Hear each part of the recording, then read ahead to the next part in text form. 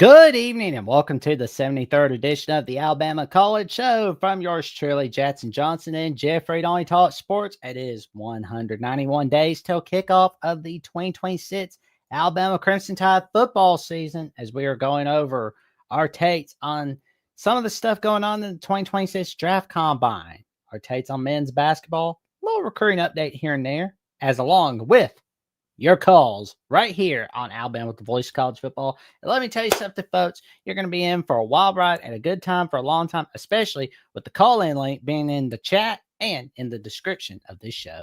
As this 73rd edition of the Alabama Crimson Tide Live Call-In Show is presented by FanDuel, where you can get top-notch predictions in the world of college basketball, men's and women's, some way too early predictions on college football, and way too early NFL predictions, some predictions on National Hockey League, but also some upcoming predictions in the world of Major League Baseball as opening day is coming soon. All right, here.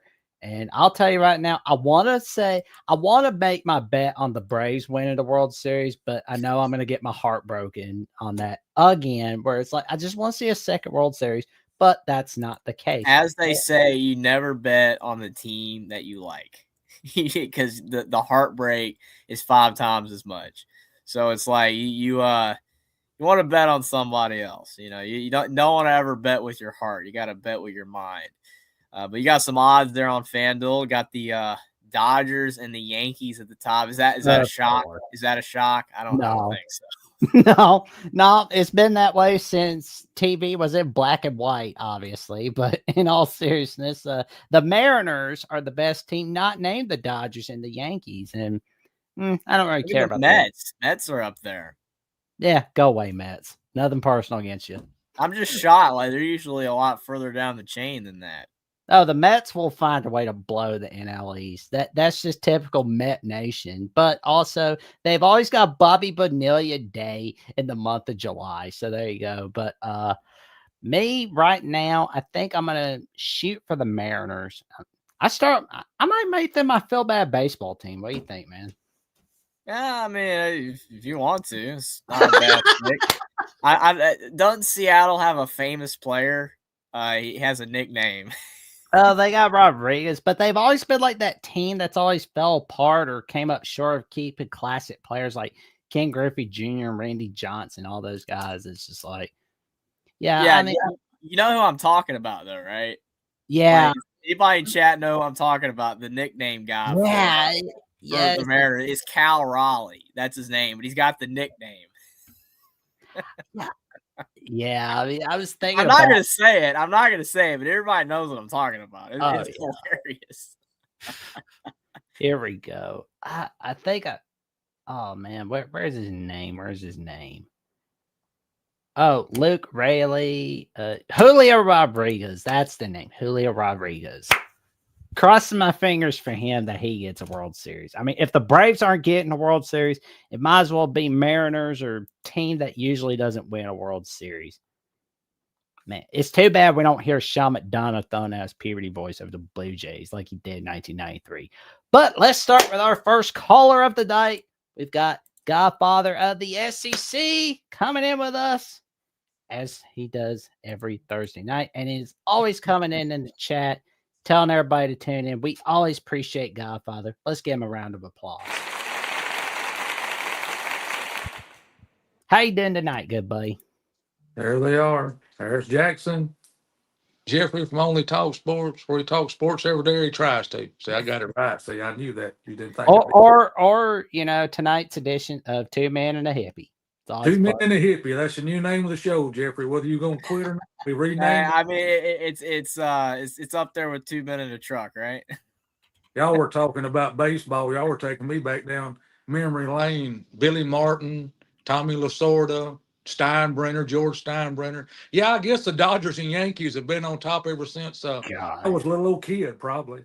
So sick of it always being Dodgers and Yankees. Like it's those big market teams, man. I mean, what are you gonna do? I don't care. I don't care if the king of Cambodia said that they're the biggest bid market everywhere. I don't care. A lot of people like the 70s and 80s, man, when you had like the Reds being good, like that era. It's just now, I mean, the Yankees and Dodgers they're always good. I mean, like everyone was pulling for Toronto, man.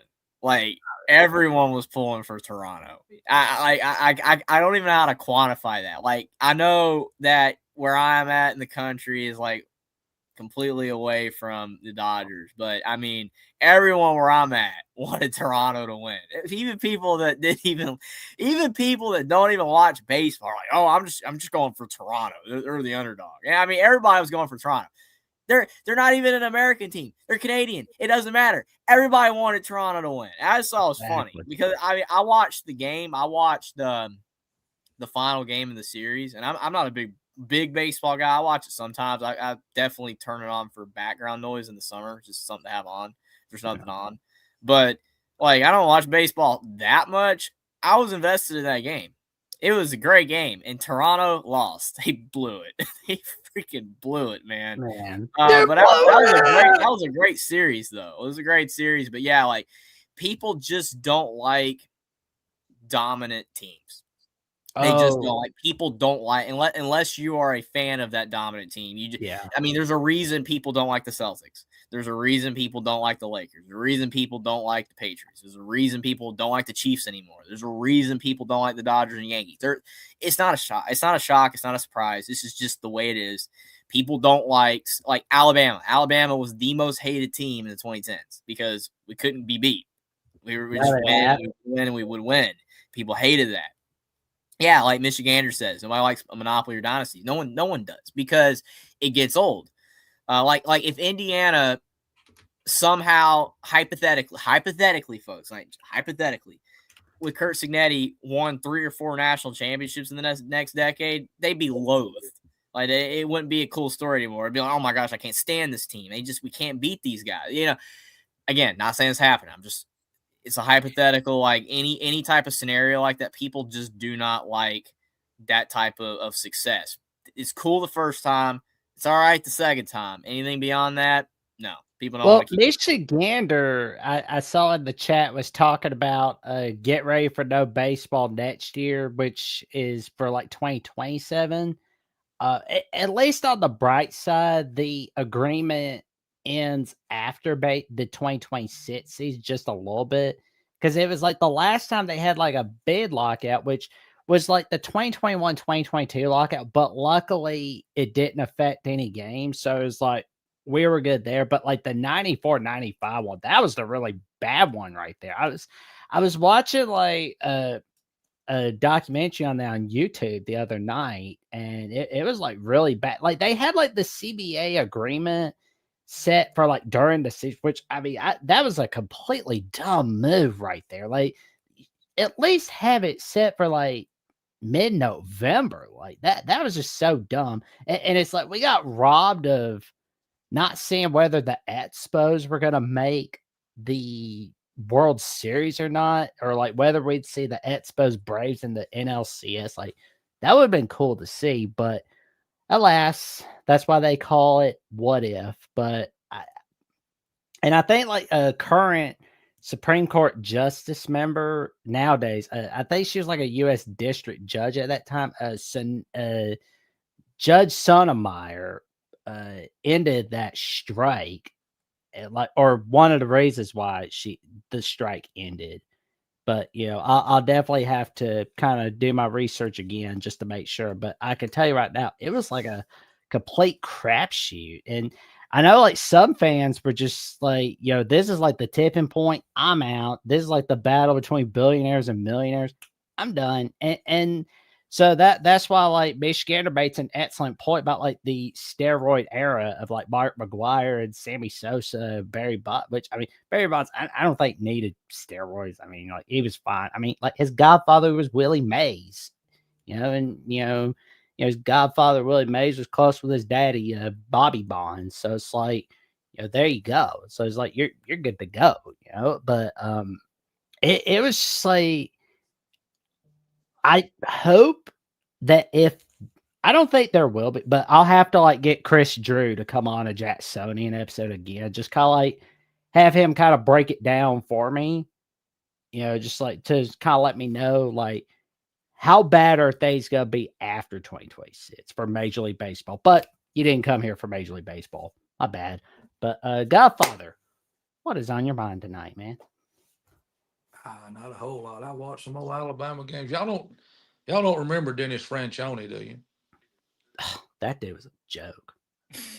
Yeah, but he beat the shit out of LSU though. And Nick Well, they did beat Auburn in 01, but even Bama for Texas A&M, like, come on. He tore Nick Saban up. We beat the crap out of him that year. I mean, at Baton Rouge to boot, 35-0, I think it was. Then we beat Urban Meyer. That was 2002 and 2005. I looked at another game there where we beat Urban Meyer. I can't remember the score of that one. Yeah, I remember 05 where Alabama just smacked Florida off the face of the earth. That was fun. Might have been 42. They might have scored 42 or 41 on them that game. It was played at Bryant Denny. That's when Tyrone Protho broke his leg. Oh, here we go. Yep, that was the game where Protho got hurt. What is up, Kyle Banks? Good to see you. Rough Briar is asking, did he arrive too late for the segment on Ring 1010? I don't think so. No, we're fixing to discuss it right now. There we go. Yeah. Who wants to kick it off? Jeffrey, you want to kick it off? He's cut us off. He cut me off. I don't know. I'd cut myself off. I would too. But anyway. Say it again. What was that? I told you, cut us off, Jackson. We caught you that time. We got you. Put your hands up. Let me get out my light. Wait a minute. Wait a damn minute before we move on. Wait a minute. You wouldn't done it now. Yeah. Oh no. Here it goes. You wouldn't done it. It's over. Put your hands up. Yeah. I'm here. Yeah, I just wasn't following. Sorry. We got him, Jackson. I told you we'd catch him sooner or later. Oh man. But yeah, like Godfather, did you catch a little bit of Bama Mississippi State last night? Yeah, I was going to fix what I was fixing to talk about, the Alabama Mississippi State game. Alabama was on fire, of course, a three-point shot there. I think we had 5 or 6 in a row right there in the first half or the first quarter. We call it the first half. I still kind of break it down like NBA does. We wouldn't do 4 quarters. We're doing 2 halves on college basketball. But Alabama's a good basketball team. I mean, Beniaco, I think he got his denial from the judge. He tried again. He got another denial from the judge. I don't know which judge it was here, if it was in the state of Alabama or where it was at. But and Phylon wasn't even playing last night, was he? I don't think he was even available last night. Did he play last night? I don't think he did. I don't think so. And we destroyed Mississippi State. I mean, I didn't see much of the game. I saw the score. The thing with the Bediako thing and these other players like this that I don't understand is the fact that they just keep trying over and over and over. It's like Trinidad Chambliss. Oh, he got denied. Tries again. Got denied. Tries again. Dude, sometimes you got to give it up, man. Like, Bediako was in the G League. He declared. He left. Okay, he's got eligibility left. I mean, LeBron has eligibility. That's the whole point that people are trying to say, and I agree with the people against these players doing what they're doing. Anybody can have eligibility if you didn't go to college or you bypass college. Yeah. I mean, what about those guys that used to skip college and do the G League Ignite? Anybody remember that? The G League Ignite, and then those guys, that one player went to a few of them went to Australia and played for a year, and then just to bypass college and then go pro. And if their pro career doesn't work out, they can come back to college. No, you skipped college. They can go to college. Sure, they can go to college. They could be like some of these NBA players have done. And they go back to college, get their degree. They can do that, but you can't play.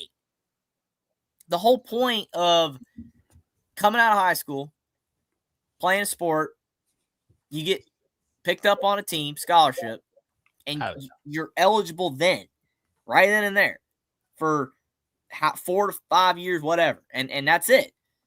The second that you declare, or the second you bypass college to go play in Australia or do the G League Ignite or whatever other crap they got, you're done. To me, you're done. You should be done. You skipped college. Charles Bediako left college. He was done. Yeah. I don't know. I'm against it. I don't know. I'm completely against these players trying to skirt the rules and come back. And the judge should have never ruled him that he could have played. It should have never happened. I was against it then. I mean, I wasn't mad at Nate Oates because, yeah, he's like, oh, you ruled that he could play. Let him play. I mean, you going to blame him? No. But it should have never happened. You know what I wonder about? I wonder if Auburn's going to try to do that crap where it's like, see, one of the 5 games Alabama had Bediako, they beat us. But I guarantee I'm going to They've lost 12 other games, dude. I mean, please. I think they lost to Oklahoma Tuesday night. They're not even that good. Auburn, okay, people say, oh, well, Auburn has played you played a hard schedule. You still have lost all those games. You know what I'm saying? Like I don't feel sorry for them. No. I mean, maybe you shouldn't have scheduled all those really tough non-conference games like they did when they thought they were having Father Pearl instead of the nepotism hire. Okay, so I mean, I'm sorry, but I don't care if they make the turn or not. Plus, the bubble's trash anyway. Indiana is still in the field, according to a lot of bracketologists, and they just lost to Northwestern at home. Indiana's not good. The bubble's bad. Auburn shouldn't be in. None of these teams should be in, and they want to expand the field. That's a whole other argument. But no, we don't need Indiana. I don't care about expanding the field. Like, people be like, oh, well, if they expand to 80 teams, then teams like Indiana who aren't good will always get in. I'm like, if they don't deserve to be in, they don't deserve to be in. I'm not clamoring for Indiana basketball to be in. Yeah, I'd like to see them get in, along with North Carolina, Alabama, since 2 teams I like have good basketball teams now. But Indiana sucks. They suck at basketball right now. Like, they're trying, but they suck.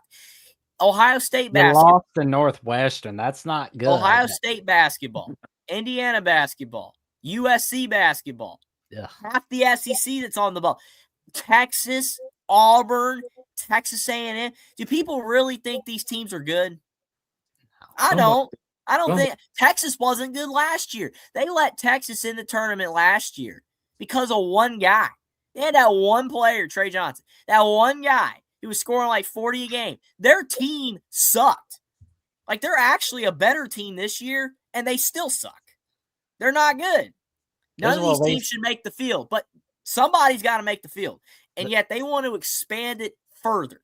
All you're going to do is they're not going to add more mid-majors. It's not like you're going to see more of the St. Louis's and the Utah States. All they're going to do is have a bunch of crappy Power 4 teams that are 16-16 getting in the tournament. If you expand to 96, just a bunch of garbage teams, and you're not going to see the first 4 going to the Final 4 anymore. You're not going to see these bottom dweller, the teams barely making the field, going on these insane runs anymore because those teams are legitimately trash. You're not going to see like the UCLA, VCUs going all the way. At least those teams. The difference between the tournament now is that some of the teams that are on the bubble, maybe they were on the bubble because of an injury.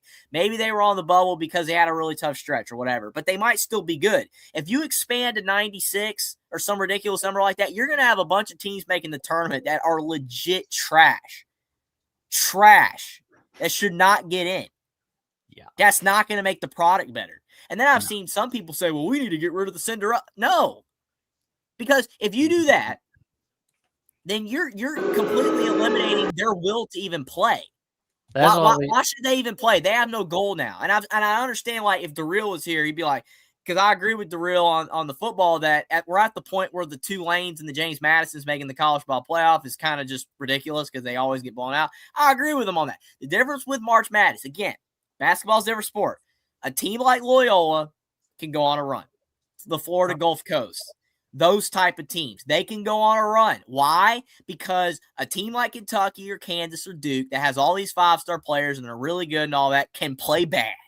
It can happen. You could just have a horrible game, and your little Florida Gulf Coast and your Loyola and your St. Peter's and the Fairleigh Dickinsons can knock off a big team every now and then. It don't happen in football. Not at the same degree. It just doesn't happen. Basketball's a completely different sport. March Madness is perfect the way it is. Honestly, I'd have left it at 64. I wouldn't even have done it at 68. But 68's fine. We don't need to expand anymore. If you expand that to 76, 90, whatever they want to do, 76 is no. I still don't want it, but 96, no. Well, and Godfather, feel free to give your take on this, but it's like, because I keep hearing about because I've heard about how Netflix not buying Warner Brothers, and Paramount is obviously going to buy Warner Brothers. And I know Paramount's, how do I put this appropriately? I mean, well, you can't say in bet. Well, okay. I mean, there's not little kids watch this show. It's kind of like a Ren and Stimpy edition of an Alabama college show. But anyway, so CBS and Paramount are in business with one another. Yes, obviously they got that entire umbrella of networks like Comedy Central and Nickelodeon and MTV and junk. Yeah, TNT, True TV, and TBS I know are in business with Warner Brothers. Yep. And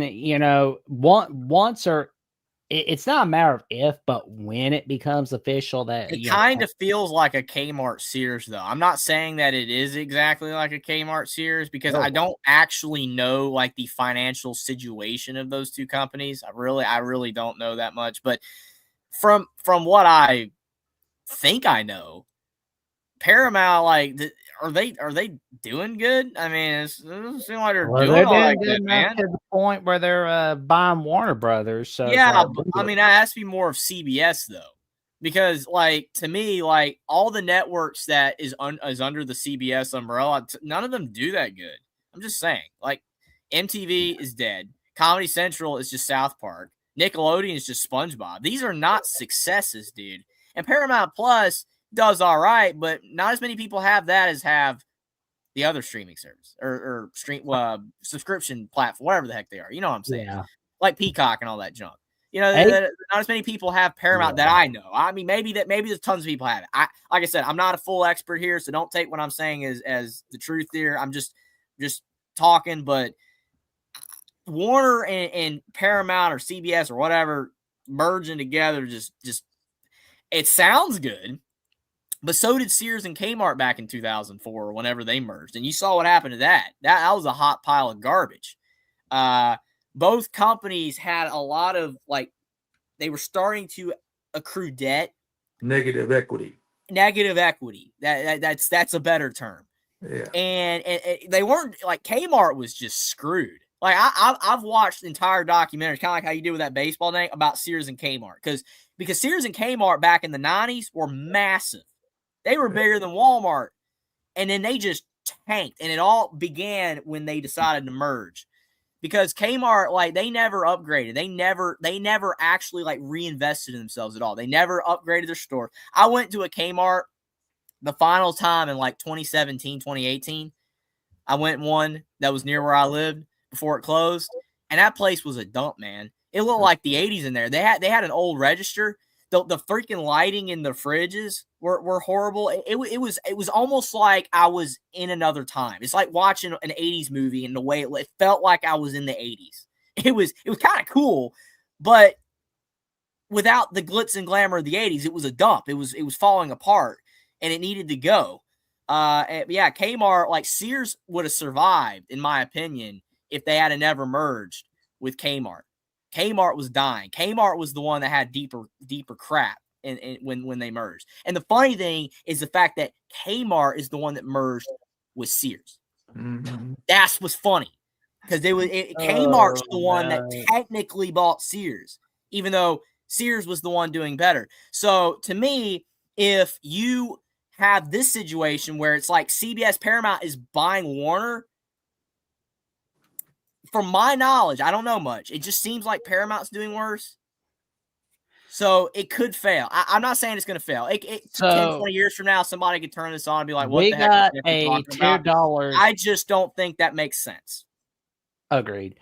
We've got a $2 super chat from Caden the Diesel Freak where he says, this is straight up bullshit. Well, Oh. Michigander also saying about, I guarantee Gen Alpha wouldn't know Sears and Kmart. Well, I can guarantee you that Gen Z doesn't know anything about Woolworth or Montgomery Ward or Circuit City or even Radio Shack. I can go on and on. I love reading about dead, broken, former companies. I love it. Yeah. It is I know all the old ones. I like that stuff. You know why? Because it's good to know the past. Why did these companies fail? Was it changing times? Was it changing taste? Did they upgrade their product? Did they not? Maybe people just decided another store, a competitor was better. It's interesting because you think about like in the early 1900s, it was Sears and Roebuck and it was Montgomery Ward, the two biggest by far. Montgomery Ward's gone. They've been gone. History. Woolworth was another one. I don't know if I already said that, but that was a big store in the 70s and 80s. People love Woolworth. It's just stuff like that is interesting to me. A lot of people don't care about it, and I know it has nothing to do with the show. But yeah, everybody's bought the Amazon and the Walmart and eBay. And you know what's funny? 50 to 100 years from now, all those could be dead because stuff doesn't last forever. It just doesn't. Stuff changes. Well, Caden, we want to thank you for the $2 super chat. Yeah, Caden has no idea what I'm even talking about, by the way, at all. Even though he probably can tell you every single engine in a Ford truck or something if he chat GPT'd it. But I mean, I don't know. Thanks for being here, Caden. But I mean, like I said, everybody has interests, and like Jackson's is like 1940s football games, and mine is reading about dead retail companies. Dead retail companies. That's why I quit. That's why I quit Hulu. I turned on Hulu and I couldn't get my HBO channels anymore. Well, before I was going to bed the other night, I was watching like some old police chases that happened in like the 90s or so, where it was like a guy was Did you watch the O.J. Simpson one again? Oh no, it was actually the one in Lancaster, California, where the guy was like coming out of his passenger seat, jumping in the back of his truck, and then just like gets in while the driver is driving, man. Have you ever watched videos of like the like people's bad driving habits? And the funniest thing is the big Altima energy. If anybody knows what I'm talking about, people driving Nissan Altimas are some of the worst drivers on average. There are some hilarious videos of people just driving around and broken down Nissan Altimas. They're going over curves. What's funny is that people drive bad in all different kinds of cars, not just Altimas. It's just Altimas have the stigma of horrible drivers because of the fact that a lot of people that buy Nissan cars these days have bad credit. So you see a lot of them that are broken down. If you can find a clean third gen Nissan Altima from the mid 2000s, still a pretty good car, but don't get one if it's been driven by a maniac. Oh, man. You know what I'm saying? Like people trash on the Altima, man, because there's some hilarious videos of big Altima energy. If anybody knows what I'm talking about, it's hilarious. Oh man, so we got Toyota Camrys too. Beep beep. So we got another super chat for Cade the Diesel Freak for $5 where he says, good effing grief. Jeffrey is still delusional as Tennessee fans after drinking 14. The funny thing, when he first read that, I thought he was talking about me drinking 14 Jack Daniels, but he was actually referring to Tennessee fans. So I appreciate that, Caden. I appreciate that I'm somehow as delusional as Tennessee fans at all, but Tennessee fans that drink 14 Jack Daniels. We appreciate the $5 super. That's pretty delusional. And for those coming in the chat and just coming in the show, we just want to tell you, for those that contribute, put in super chats, we thank you so much for becoming a super chat member. And for those that are YouTube members, like our good buddy Godfather the SEC, we thank you so much because you are the people that keep this show running, ladies and gentlemen. And I'm just going to tell you right now, even if you can't be able to put in a super chat or become a YouTube member of Alabama at the Voice of College Football, no worries. That's why you see on the bottom ticker over here is to like, comment, subscribe, share, and click on the notification bell to Alabama at the Voice of College Football with Jeffrey, Trevion, and myself Monday nights, 6 p.m. Central, 7 p.m. Eastern. Tuesday, 6 p.m. Central, 7 p.m. Eastern time. And Thursday nights right here on the Alabama College Show as Jeffrey and I take your calls. 9 p.m. Central time, 10 p.m. Eastern time. All right here on Alabama College Show. Hey, Jackson, rather. Hey, can you pull up Caden's comment again? Oh no! That last one, or the super chat. Where's my Pepto Bismol? Do you see anything wrong with what he wrote? I'm not hating it because everybody can have a typo, but do you see something spelt wrong? Grief. Spelled it wrong in the next chat. He spelled grief wrong because I'm not hating, man. I spell stuff wrong all the time. Oh yeah, we all do it, dude. How many times when you don't have the check mark on X and you send a tweet and you realize you spelled something wrong, you got to delete it and redo it. I've done it so many times. But the fact that he did 2 different chat comments and spelled it wrong both times. Do you know how to spell grief, dude? I'm just asking. I'm not hating. Grief. I'm just wondering if you know how to spell grief. It's all because there's a simple rule. It's I before E, except after C. There we go. There you go. I went to college, Sid Plankton. That's for you. That's for you, Caden. Right there. Oh man, there we go. Oh my God. Okay, I'm gonna hop off here where Caden can come on. Is he waiting to call in? Is he calling in? He wants to, yeah. He's not calling. Oh, he's not in the waiting room then. Interesting. No. Interesting. He's not in the doctor's office waiting. No. Okay, well. We'll put it in. We'll put in like 6 minutes or whatever. But we'll put it 6 minutes before I kill over and die. You better call in, Caden. I've got one foot in the grave, another on banana peel. Yeah, we want to make sure that Godfather is around for a long, long time, Caden. Yeah, so exactly. We could learn a thing or two from the SEC. Especially harmonica for many years to come. Many years to come. And the blue lights, anyway. Blue light special, if people remember that at Kmart. Blue light special. You remember that when you'd be in the mall and you'd hear them call out everybody in about 1 hour at 8 o'clock, Kmart's having the blue light special. Oh, yeah. My older family members talk about it all the time. I never got to experience the blue light. Even though I went to Kmart, they didn't have it anymore, but it's cool. Oh, yeah. I can't call in because Mark Rogers banned me. Says, what? What? No, are you serious right now? He was able to call in before. You serious right now, Jackson? My aching back. Apparently, he's serious as a heart attack. But we appreciate the $2 super chat from Caden the Diesel Freak. I don't believe it. Yeah, Mark. He can call in if he wants to. He's scared. We need the real. Yeah, we need the real and the big beautiful bill. Yes, he is banned. Ooh. Is he banned? Oh no. Yeah. Oh no. He actually is banned. Yeah. For real? What? Yeah. All you gotta do is look in. Yeah. There you go. Oh my gosh. Oh my God. My hair just grew another 10 inches. Oh my God. I didn't know that. I'm shocked, man. I mean, I knew like on the main channel, but I didn't know. What did you do? What did you say? Caden, what did you say to that man? What did he do, man? Is it because he spelled grief wrong? I mean, what happened here? Oh, I told you I'm. God. Oh, that's not even worth That's bad. God. Dude, that's a very short list of bands, by the way. That is a very short list. It's actually hard. Like, I think it's an accomplishment. Yeah. Oh, my goodness. Well, we appreciate you being here, Caden. We appreciate the super chat. We appreciate the support, but we appreciate dude, how did you let yourself get banned? Yeah, how'd you do that? Come on, man. Tell us all about it. What'd you do? Tell us. Sort of. Enlighten us. Come on.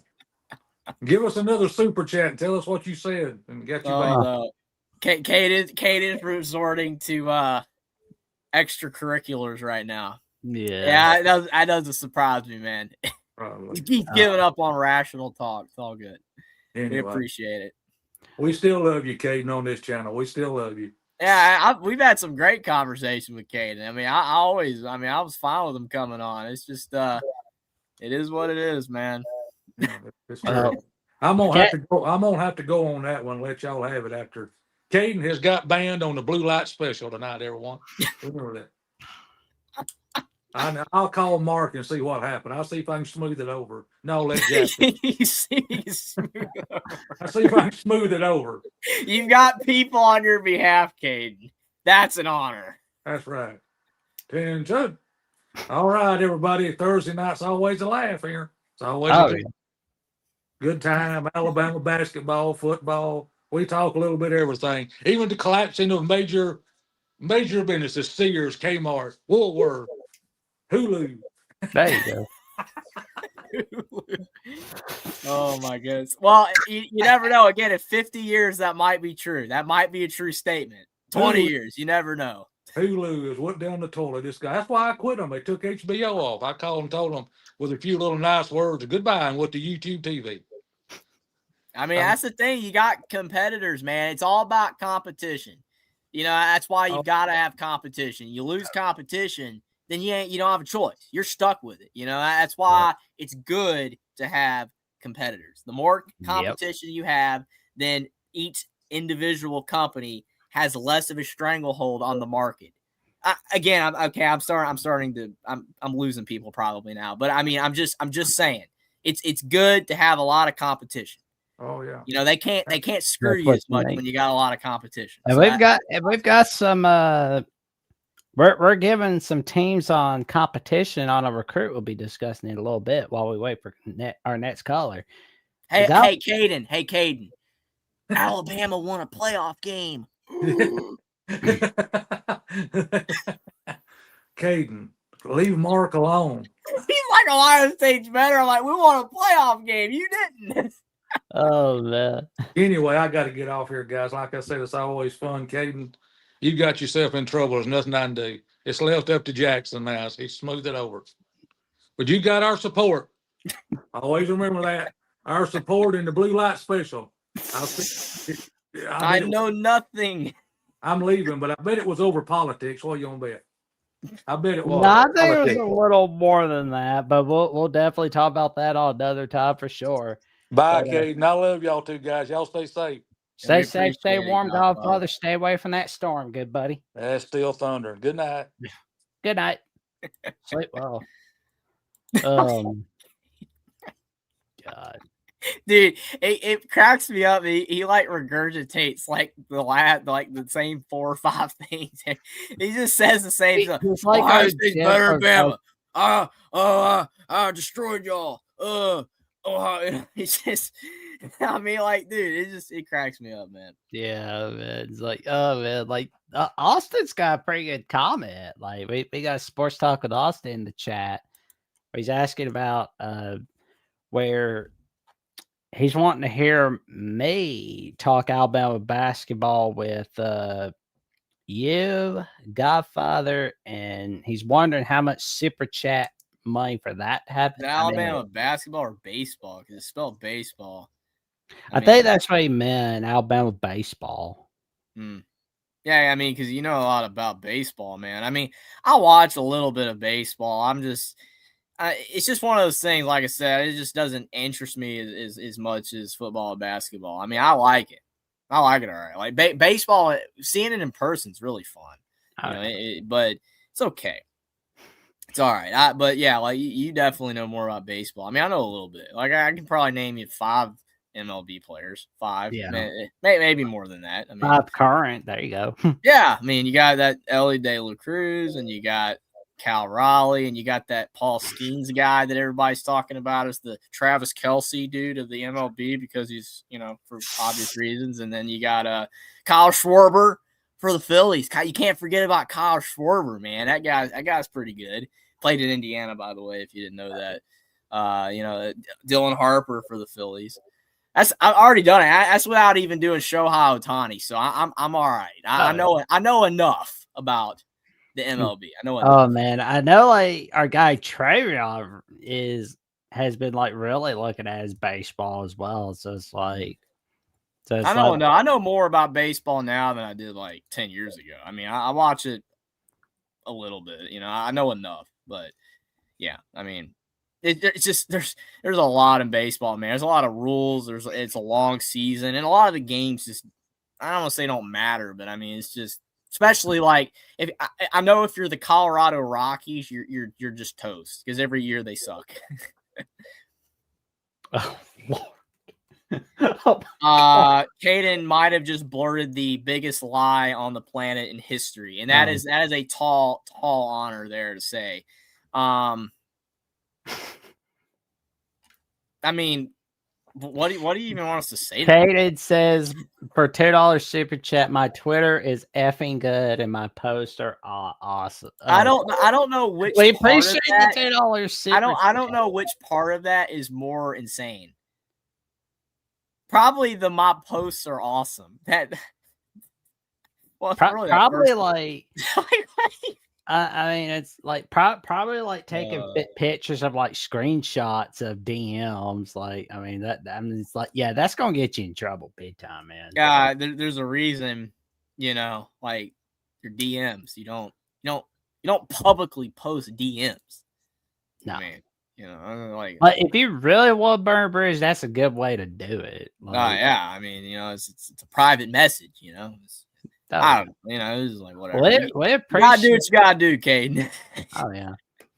I mean, what do you think? I mean, any amount is good. I mean, to talk about Alabama baseball in the off season. I mean, we could do that. I mean, especially with it, because like May, I know is like dead period month, so it's like, and that's like the tail end of college baseball. Well, you got the UFL, man. I'm sure there's a former Alabama player playing in that. Oh, we could do that. Yeah. I mean, like a segment. Oh my gosh, former Alabama, whoever had one tackle in the game. And this other guy for the other team in the UFL had one catch for 2 yards. We can talk about and also, we're getting some interviews in the works. Like we're getting some people come on the Alabama channel. No worries. Like that is for sure. We will keep you updated as soon as we've got the updates for all of you. We will be bringing people all right here on Alabama Voice College Football as plenty of guests because we've got some wild rides we're going to take you on. That's for sure. But so we've got we're looking at seeing whether Alabama can flip a Texas Tech commit. Yes, I said that correctly. A Texas Tech commit named Benny Easter Jr., as he's going to be visiting on the 19th of June.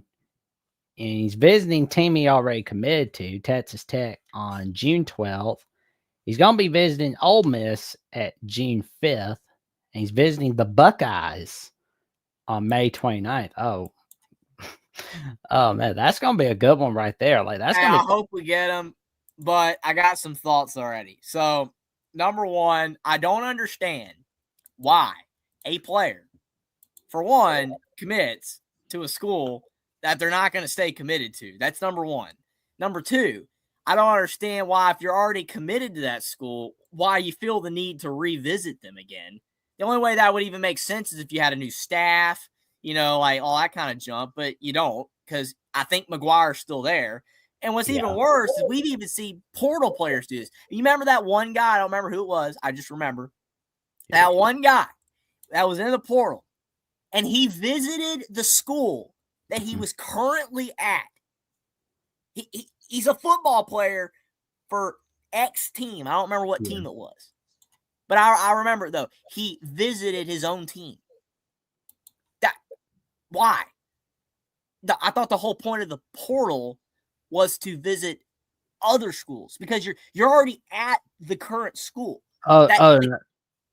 Yeah, he's 2027 recruit. So it's like, no, I know it's not this guy. I'm talking about other examples. I don't remember the player.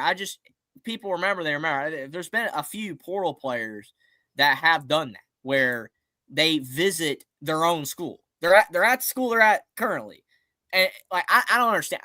To me, it's like this guy right here, again, don't know him. Probably a good guy. Obviously a great athlete. Be great for Bama to get him. all that's positive, and I'm on board for that. And I'm sure his highlights are amazing, as we're about to see. But I just don't understand why he's committed to Texas Tech, but he's visiting Texas Tech. Well, I mean, he's already visited Texas Tech because he committed to Texas Tech, but now he's revisit. What more can Texas Tech do to make him want to stay there since he's already committed? Do you see what I'm saying here? Mm-hmm. Oh, yeah.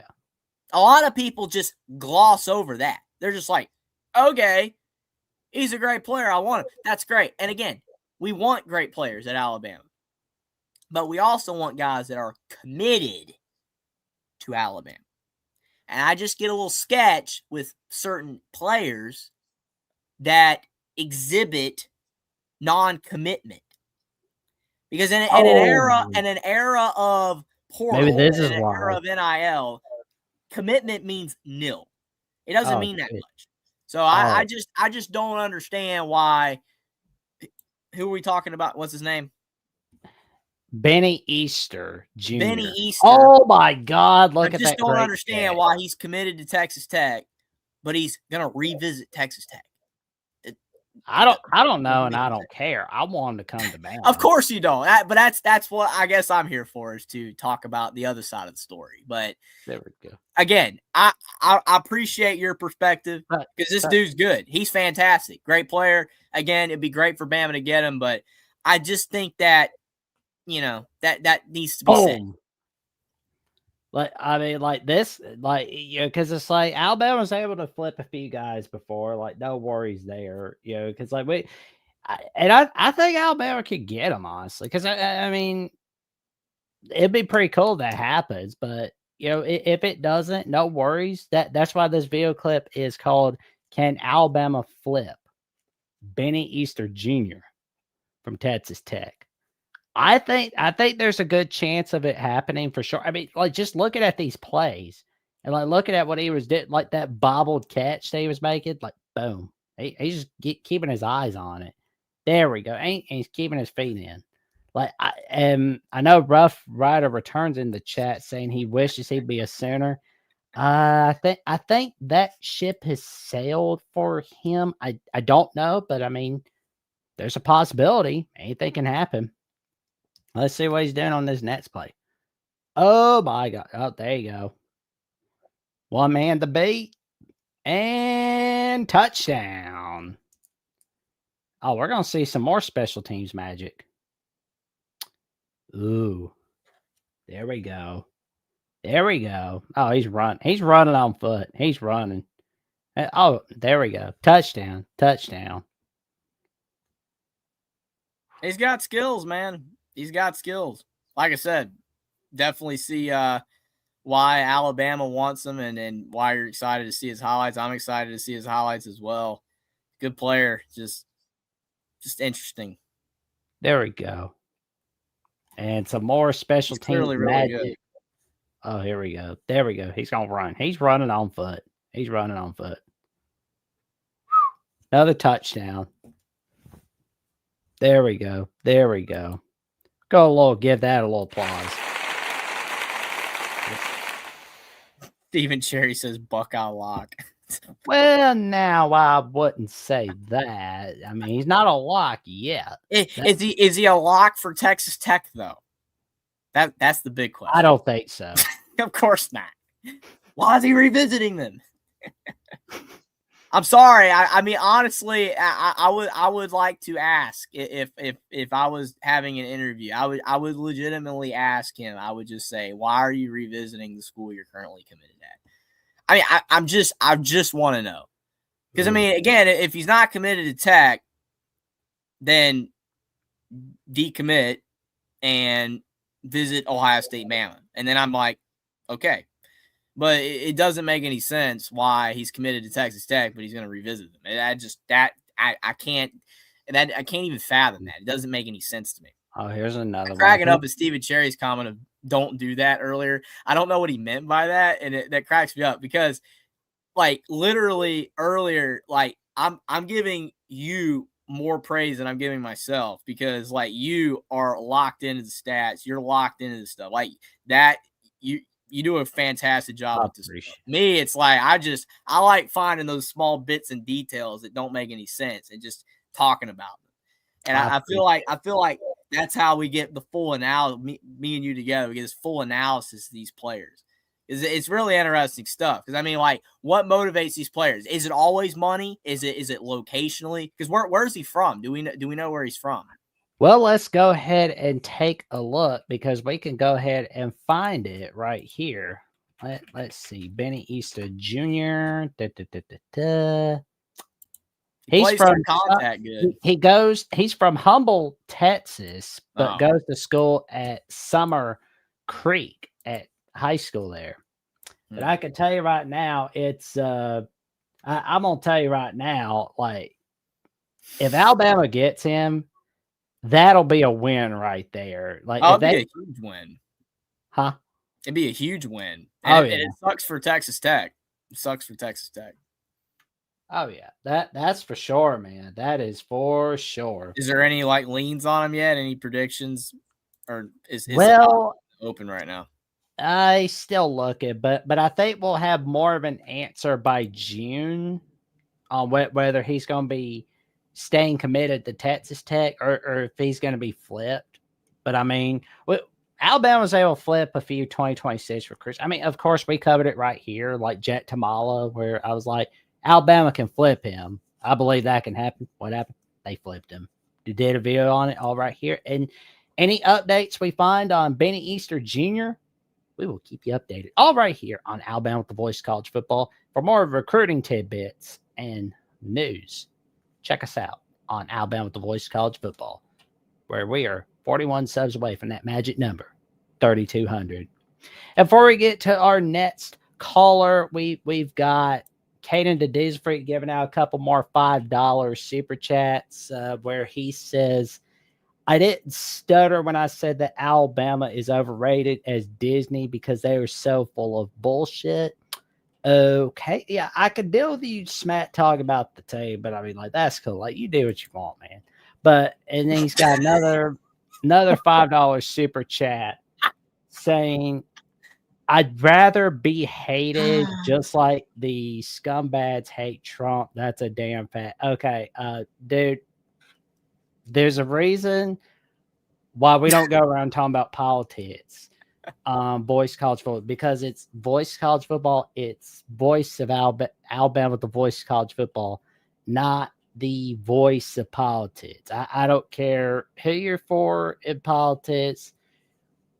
Everybody comes here to kind of get a break from politics. You know, they need a break from that, you know, and especially the cashiers at Publix. Now they need a break from politics, this, politics, that.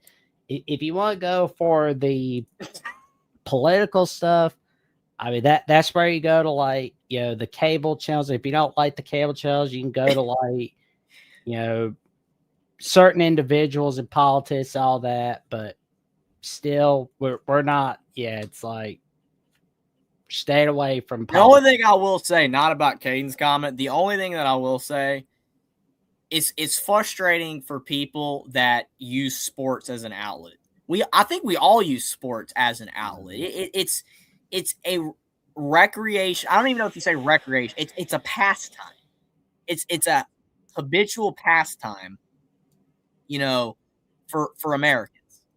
You work all week. It's tough, and then you sit down Saturdays and you watch football, and it's great.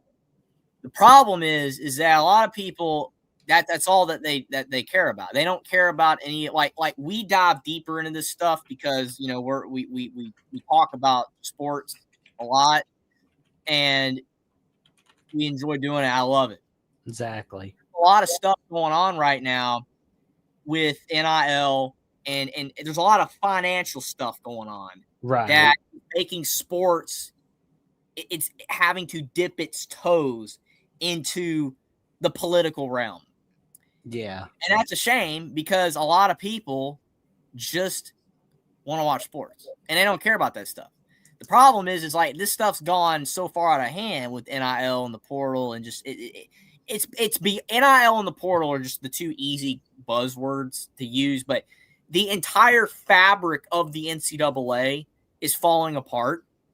The amateurism of the sport is falling apart. Nothing makes sense anymore. So now you're starting to get involvement. I mean, you had the Supreme Court, with the ruling with the NIL and all that type of stuff. So what's happening? The two are starting to merge. Yeah. Whether you like it or not, it's a shame. I don't like it. You think about church and state, right? Like all that separation. You want sports and politics to be way separated, but with each passing day, they're doing this, and there's nothing we can do about it. And unfortunately, sometimes we have to cover it. But at the same time, from a perspective, cover it in a perspective that still gives people that outlet and fun. And I feel like I hope that we do that for people. I hope that we have a show that's fun and it's a good outlet for people to have a good time. Even if we have to talk about stuff like the Supreme Court, because sometimes you can't help, you have to talk about it. If there's a big thing we're talking Alabama, Charles Bediako, court judge. That's not our fault. We got to talk about that. It is what it is. I don't want to talk about it on here, but we got to talk about it on here. And it's just, it is what it is. And unfortunately, I hope in the future it gets better where, we just get back to talking strictly just sports and it's all good. And 99% of the time, that's what we do. And we're going to keep doing it. But every now and then there are issues that come up where it just, you can't help it. It kind of merges together. But I just that's my response to the whole, sports and, the talk that people don't want to talk about because you just want to talk about sports. And it's like, unfortunately, it's ever increasingly just getting kind of merged together. So not what Caden is doing. Caden's just Caden. But yeah, you ever hear us talking about the courts and stuff like that? It's not because we want to. Trust me. No. Exactly. By the way, before we get to Michigander's comment, we want to thank Caden the Days of Freak for gifting the Alabama Voice College Football YouTube membership, as our newest YouTube member of Alabama the Voice College Football is Michigander. Let's give a round of applause. Thank you very much. And Michigander, welcome to the membership of Alabama at the Voice College Football, where you can get some special secrets of what's going on in the channel. And we've got our NASCAR Sports Talk with all. We are so sorry for keeping you waiting so long. It's okay. It's okay, guys. I'm used to it. It's okay. I'll just charge it to your tab later. No, but in all seriousness, though. See, when me and Jeffrey and Jackson go have a night out on the town in Nashville, I'll just say, put it on their tab. No, I'm kidding. I wouldn't do that. I would probably pay for my end. But how are you all? Oh, we're doing great. Good, Austin. How about you? Pretty good. We're Jeffrey, I know, and Jackson, we're 2 weeks away from one of the biggest sporting events about ready to begin, March Madness. Looking forward to it. Non-political ticks. I know some people may say, well, the committee, they could be political as well. I can't say that word tonight. Political. They can. Yeah, thank you, Jackson. You're welcome. But overall, they keep that away. But to your point, though, Jeffrey, I do want to bring it up, and then we could drop it. Jeffrey, that's the reason why a lot of coaches are getting under so much fire, more than they ever have, is because of this NIL and portal era, like you said, and because of, like, 1 year a coach can win 10 games, take a team to the playoffs, and then the next year they lose everybody, and they go 5-7. And it's just like, how is that fair to that coach? It's happening in basketball, too, because did you see Shaka Smart, like at Marquette? Last year, Shaka Smart had a great team, and this year Marquette is garbage. It's because he lost all of his players, and he didn't replace them in the portal. He literally did not get anybody in the portal. He lost half of his roster to the portal, and the other half he lost to the draft and being seniors. So his team sucks. And it's like, oh, well, Shaka Smart can't coach anymore. I mean, I never thought Shaka Smart was elite, but I mean, I always thought he was pretty good. But See, now that's the people are like, problem. he's awful now. And I'm like, you don't just suddenly become awful. You don't. See, that's the thing too.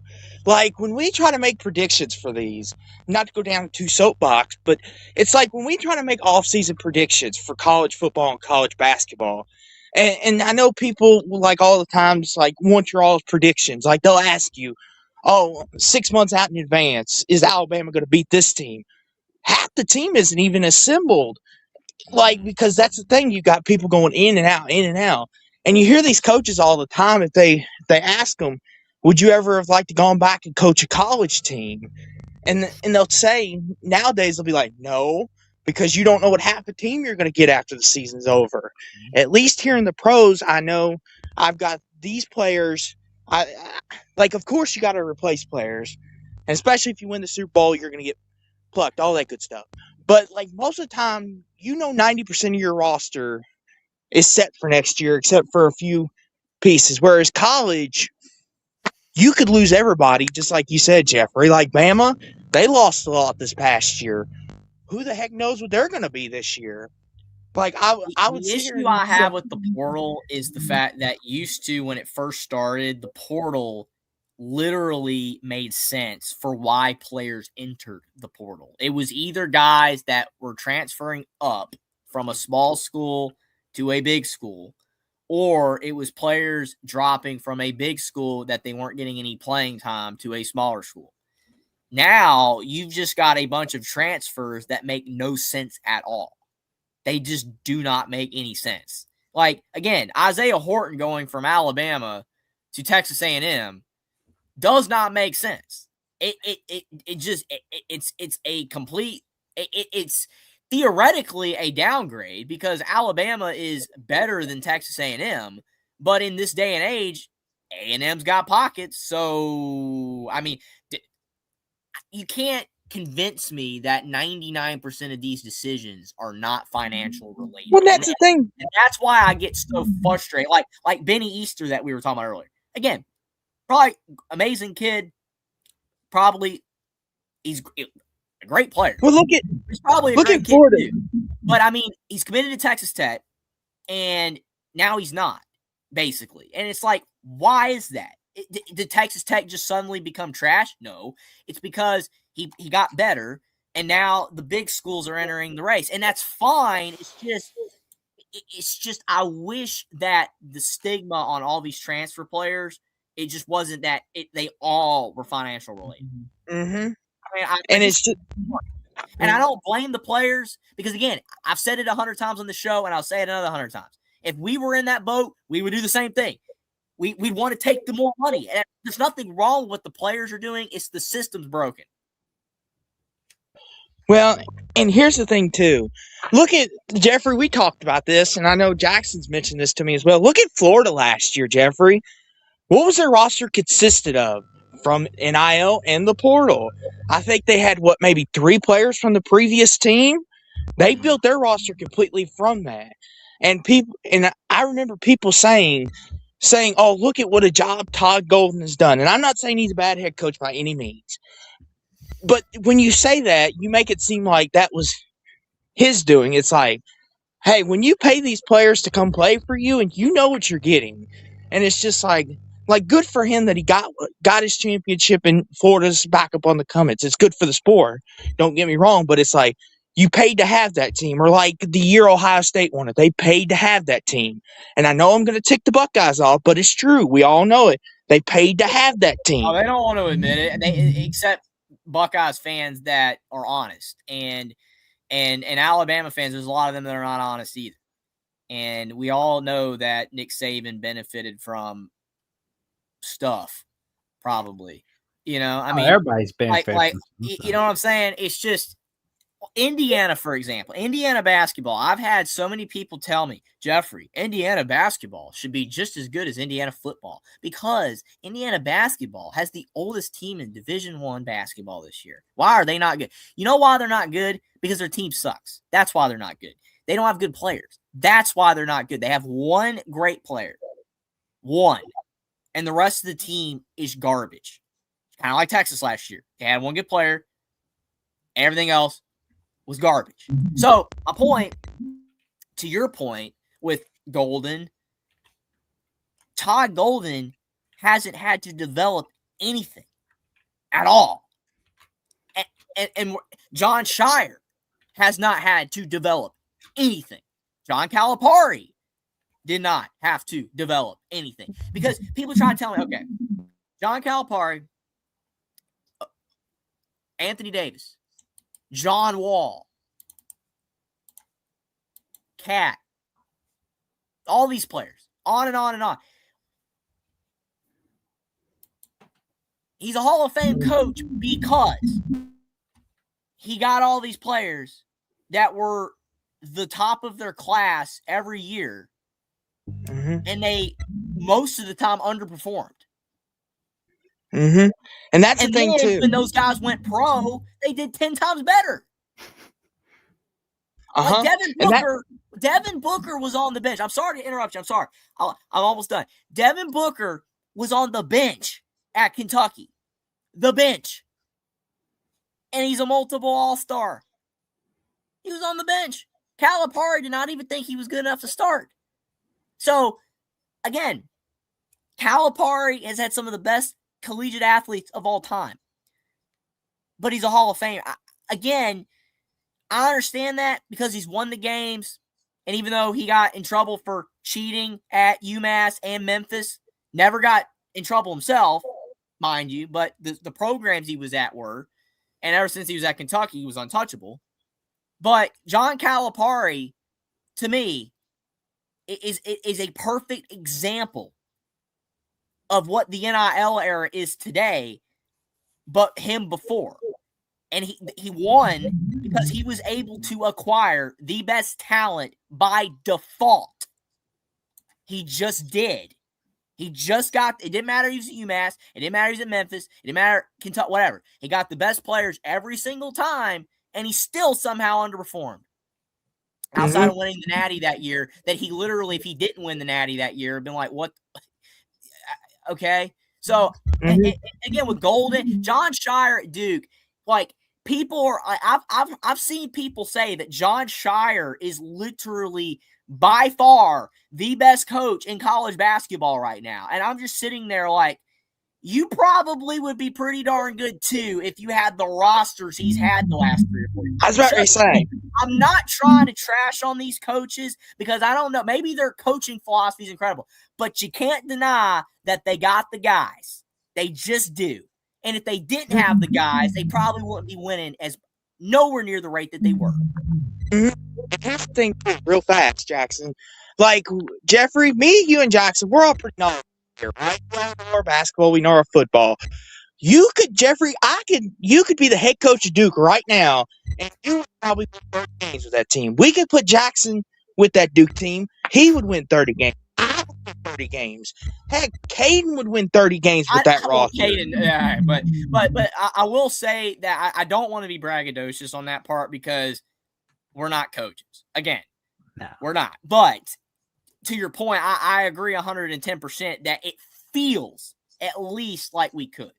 Because, you know, just like Boozer, ISO, ball screen, shoot. I don't know.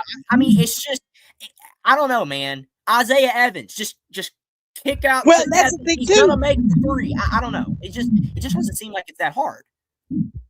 Well, that's the thing, too. And I give coaches credit that they're up late at night doing all this hard work, and it takes dedication. I'm not saying what they do is that everything's given to them. They have to put in just as much work as players. I'm not saying that we can and win, but if someone tells me right now that you give me their roster, that I can't win 30 games, and I know basketball, like you said, I know basketball. I've got good knowledge.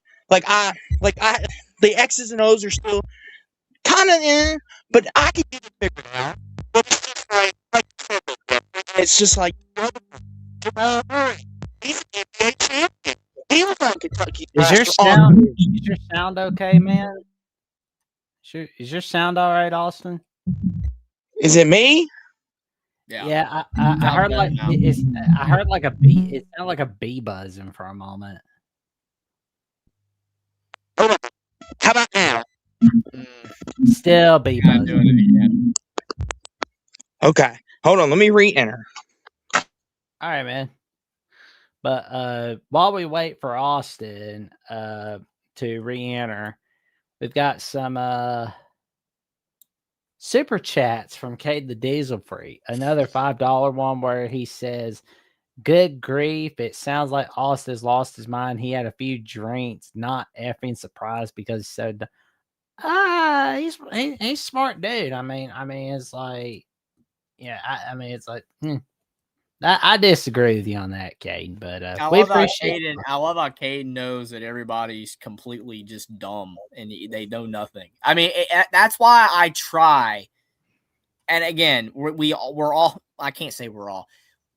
People in general have tendencies to over-exaggerate on certain things and act like they know more about stuff than maybe they do. And I can say without a doubt that I've done that on tons of occasions, like a lot of people do. Like me trashing Cal and some of these other people. I'm not saying Calipari is bad. I'm not saying that he can't coach. I just think that he is overrated for what he is, based off what I've seen and know about his teams and how he's won. That doesn't mean that he's bad. I mean, the dude could be a great X and O's guy. I don't know, man. I just don't see it from my far away vantage point. I'm way in the background. You know what I'm saying? Like you got these coaches and I'm like way back here. Like I'm not in the gym. I'm not watching them practice. I'm not listening to these coaches. I don't know what Todd Golden's doing. I don't know what Calipari's doing. I don't know what Shire's doing. I don't know what Bill Self is doing and Rick Pitino and Izzo. I don't know. They might all be great just because they know what the heck they're doing, and that's why the players gravitate towards it. But I just think a lot of it is because they get the best players and they win. That's why I was so impressed with Cignetti, because he didn't have the best players, which I know everybody's like, well, he had the best players because no, he did not have the best players. Ohio State was more gifted. Miami was more gifted. Alabama was more gifted by far than Indiana.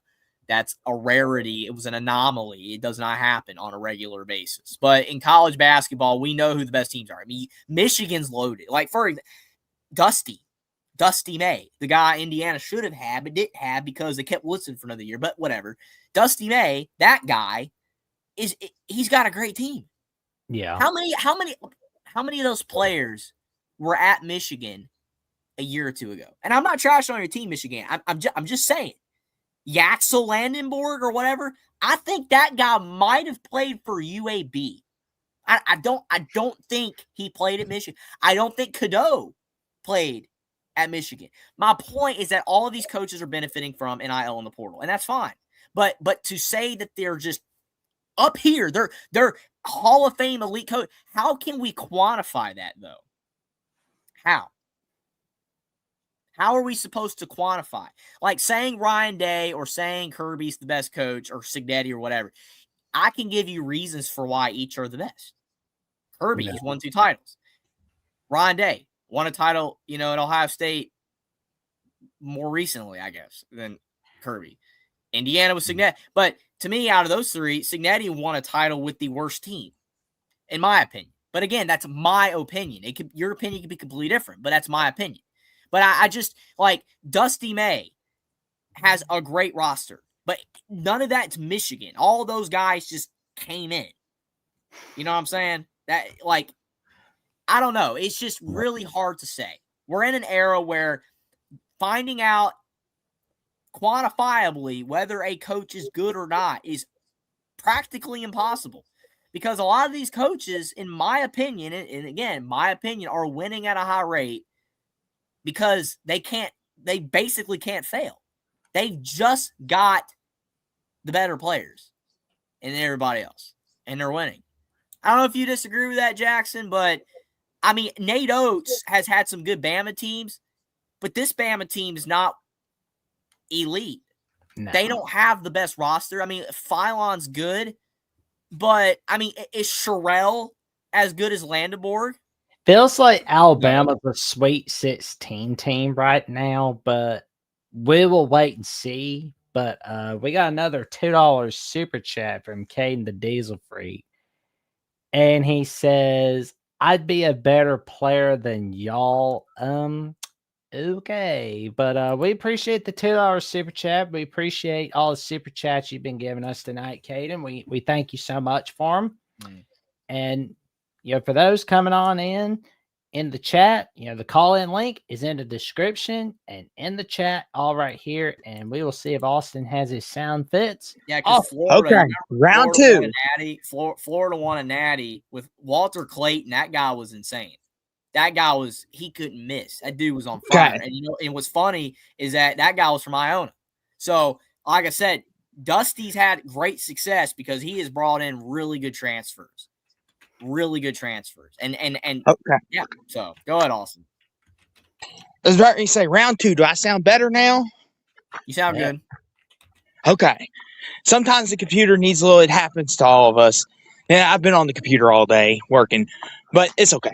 But anywho, back to our conversation though. I do want to ask, since Jeffrey brought it up, Bama basketball. I do want to bring that up. So, congrats on the win over Mississippi State last night.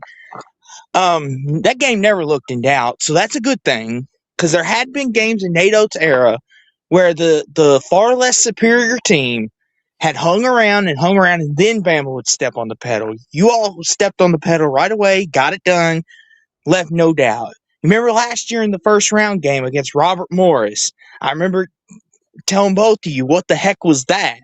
And Jeffrey, what do you always equate it back to? And Jackson, Nate Oates and his lack of efforts with his teams. Does that worry you at all? Oh, absolutely it does. Oh, yeah. I mean, it's partially effort. It is partially effort. But I don't think that Alabama's team is just I don't want to say built, because that's hard to say whether a team is built to be good defensively. I've seen short teams be a really good defensive team. I've seen really tall teams be good defensive team. A lot of it depends on the player. But I think the other problem is you have to play a balanced style on both sides. Because Alabama is such a run and gun team. They like to run the floor. They like to shoot the three. They constantly play with their hair on fire. To me, I think when you put that much effort on the offensive end, it makes you a worse defensive team. Because you're jogging back on defense like, man, I'm wore out after that offensive, burst we just had. I don't know. I feel like Virginia, like Tony Bennett, even though it was the reverse for him, or their offense sucked for so long, but then they finally had a good enough offensive team that one year with Kyle Guy and Jerome, all those dudes, that they won. But the title. But I feel like you have to play a balanced style on both offense and defense, and give 50-50 effort on both sides. And if your production matches the effort on both sides, you're going to be the best team. And I think too, what is important to point out, and I've noticed this, and this has been a thing even before portal and NIL, all that. We can leave this behind for now. This has always been a thing. I've noticed some teams that they don't start playing hard till like the final 5 minutes of a game. Like, it'll be back and forth, back and forth, back and forth, and then all of a sudden they're getting stops. And it's like, and you'll hear coaches all the time. It's one of the things that they always say. It just frustrates me, because they're like, why do we wait till the last 5 minutes to put the stops on, to get the defensive stops? Because sometimes that could be too late, especially if you get down in a hole. And it's one of them things. It's like, Jeffrey, I'm sure you remember this, and Jackson, you might as well. North Carolina, Jeffrey, the championship game against Villanova, they didn't start playing defense till almost like the last 6 minutes of that game, and they almost came back and won. But I think, along with them I think that's the big reason why they lost that game, other than Jenkins hitting the shot, is they just couldn't stop Villanova for almost 35 minutes of the game, and it cost them at the end. I'm gonna hate myself for this. I am gonna hate myself for this. Oh my god! Like, well, I'm rereading the Because he $5. said please, and he didn't say thank you, but you said it for him. Well, But they're the well, magic words. but yeah, we'll work on the manners again, Caden. Like we'll work on you saying thank you afterwards. But he says, "Good grief! It sounds like Austin has lost my happy dreams. Not effing surprised because so done." I disagree with that statement, Caden, because Austin is one of the smartest guys we know, and again, we appreciate the countless super chats that you have put out tonight, Caden. And Notice that sorry there's a about- big difference between opinion and fact. That's why I say in my opinion a lot, because I don't want people to think that when I'm saying like I'm saying it's a fact, because it's not. And not everything I say is factual. And there's a lot of stuff I do say that is factual and backed up with facts. And when I do, I try to make sure like this is backed up with facts. I've got evidence. Yeah, That's why a lot of times when I'm like, okay, I'm starting to rant, I'm saying stuff. I'm like, well, in my opinion, I did it, or whatever, or this situation occurred with this player, but I don't remember the team because I know what happened, but I don't remember. It's like that's why how you say stuff is very important, Kate. You know what I'm saying? Like just saying something and not you have no facts. It's just your opinion, but you're saying it like it's a fact. It's like that's when people don't take you seriously at all. but yeah, It's just a little word for advice for you, Kate. I don't know if that helped or not, but probably didn't. Yes, but I will say this, and I want to ask you all this, and then I'll give you a bold prediction before I get out of here, because I have a bold prediction for you guys. But I first want to ask, what seed do you think Bama will get in the tournament, barring any collapse or something unforeseen happening? Like, because we know how things can go in the sports world. What seed are y'all thinking for your Crimson Tide? I'm As of thinking right 7 now, or I would say a 5. I was thinking a 7. I think that if they end the season doing what they're expected to do, win the games they should, lose the games they shouldn't, and go a respectable rate in the tournament, like win a game or two in the SEC tournament, I think they'll be a 5 seed.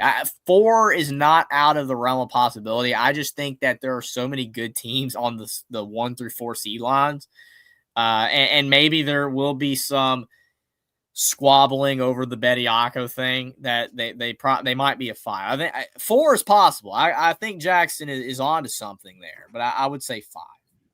Okay.